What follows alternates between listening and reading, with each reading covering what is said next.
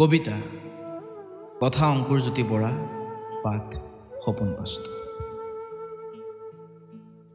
কবিতা কেনেকৈ লিখে মই নাজানো, কিন্তু যেতিয়া তোমালৈ মোৰ বৰকৈ মনত পৰে তেতিয়া তোমাৰ প্ৰতি থকা একপক্ষীয় মৰমৰ সান্তনাকাতৰ বিৰহে মোৰ কোমল কলিজাৰ কুঁহিপাতখিলা ছাই কৰি দিয়ে।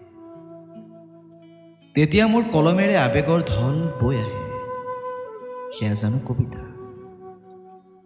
পিছে তোমাৰ প্ৰতি মোৰ দুৰ্বাৰ আকাংক্ষা, তোমাৰ হাতত ধৰি আগুৱাই যোৱাৰ আজিও দেখিছোঁ স্বপ্ন দোনৈ আঙুলি। বুকুৰ অনাখৰি কথাবোৰে বৰকৈ আমনি কৰে, মৰহি গৈছে জানা তোমালৈ সাঁচি থোৱা মৰমৰ সেউজীয়া। পিছে মই নহওঁ হতাশ, অপ্ৰাপ্তিও প্ৰেমৰে উপাদান।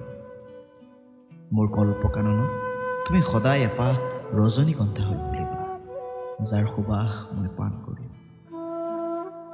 মোৰ বাদে সি হ'ব কোনান, বোৱাই যাম আবেগৰ ঢল মোৰ দগ্ধ কলমেৰে। তোমাৰ প্ৰতি থকা মোৰ নিৰ্ভেজাল প্ৰেমক শ্ৰদ্ধা জনাই মোৰ প্ৰাণতকৈও শ্ৰেয় পল্লৱী তৰা হয় যদি হওক সেই কবিতা।